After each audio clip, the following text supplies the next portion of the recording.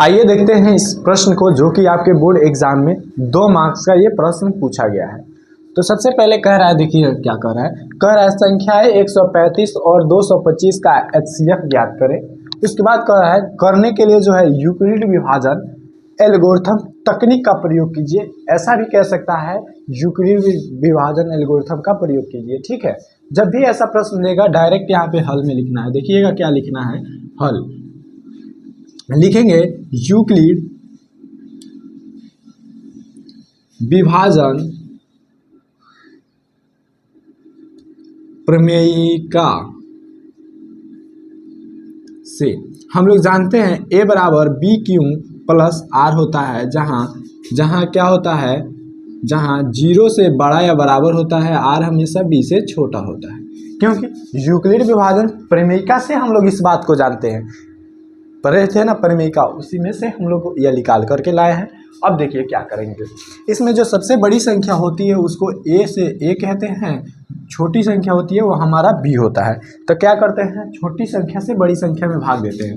तो 135 में हम लोग भाग देंगे कितना में, 225 में भाग देंगे 135 से। ठीक है, तो अब देखिए एक मंथ में जाएगा तो 135 हो जाएगा, ये 0 हो जाएगा और ये हमारा 12 9 यानी कि 90 हो जाएगा। ठीक है, यहाँ तक समझ में आया। देखिए इसको हम लोग क्या कहते हैं, A कहते हैं, इसको B कहते हैं। यहाँ पे जो आता है वो हमेशा Q होता है, यहाँ पे जो आता है वो हमेशा R होता है। अब देखिए यहाँ पे सजाते हैं, जो है चरण बाई चरण चलेगा ना, यही हमारा एल्गोरिथम हो जाता है। चरण बाई चरण चलता है, यही हमारा एल्गोरिथम हो जाता है। अगर डाउट होगा तो ये बात समझ लीजिएगा।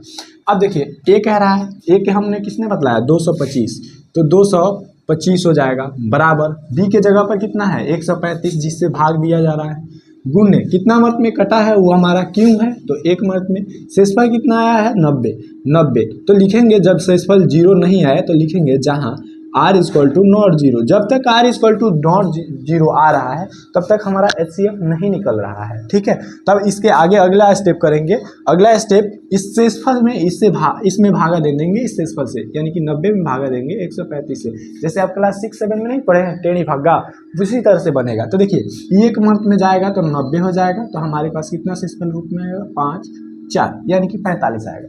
फिर से हमारा A B Q बदल गया, A हमारा क्या हो गया 135 हो गया, B के जगह पर 90 हो गया, Q की जगह पर एक शेषफल के यानी कि R की जगह पर 45 हो गया।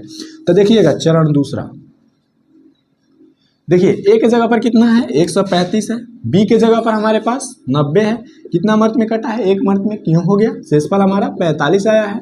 जहाँ क्या लिखेंगे, जहाँ R इक्वल टू नॉट 0, यहाँ पे भी R इक्वल टू नॉट 0 प्राप्त हुआ। अगला चरण में हम लोग चलेंगे, अगला चरण में इस 45 से इस 90 में भाग देंगे तो 2 मर्त में 90 हो जाएगा। यहाँ पे शेषफल 0 आ गया, आप लोग काट देते हैं वो भी सही है, लेकिन शेषफल 0 आ गया। तो अब देखिए क्या करेंगे, तीसरा चरण, चरण नंबर तीसरा।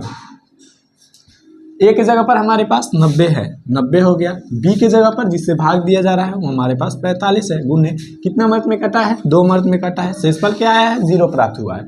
जैसे शेषफल 0 प्राप्त हुआ लिखेंगे जहाँ R बराबर 0, यानी कि यहाँ तो R बराबर हमको 0 मिल गया। जैसे मिलेगा लिखेंगे अतः HCF बराबर क्या हो जाएगा, बराबर लास्ट में जो काट पाया है यहाँ से लिख दीजिए, या डायरेक्ट समझिए ये B होता है जो लास्ट में काट पाता है, वही हमारा HCF हो जाता है। तो 45 हमारा HCF हो गया। अब समझ लीजिए, थोड़ा सा समय दीजिए और समझ लीजिए एक बात को। देखिए HCF का मतलब क्या, ये संख्या ऐसी है जो इस संख्या को दोनों को पूर्ण रूप से विभाजित कर देगी, यानी कि शेषफल के रूप में कुछ बचेगा नहीं। ठीक है, एक बार से आप जो है देख लीजिए, स्क्रीनशॉट भी ले सकते हैं। उम्मीद करते हैं ये वीडियो आपको अच्छी लगी। यदि अच्छी लगी तो वीडियो को लाइक कर दीजिए, और इस चैनल पे पहली बार आए हैं तो चैनल को सब्सक्राइब करके बेल नोटिफिकेशन को ऑल पे प्रेस रखिए, ताकि हमारी आने वाली सभी वीडियो आपके पास पहुंचती रहे। अगली क्लास में फिर मिलते हैं, तब तक के लिए जय हिंद। अपने दोस्तों को भी शेयर कर दीजिएगा।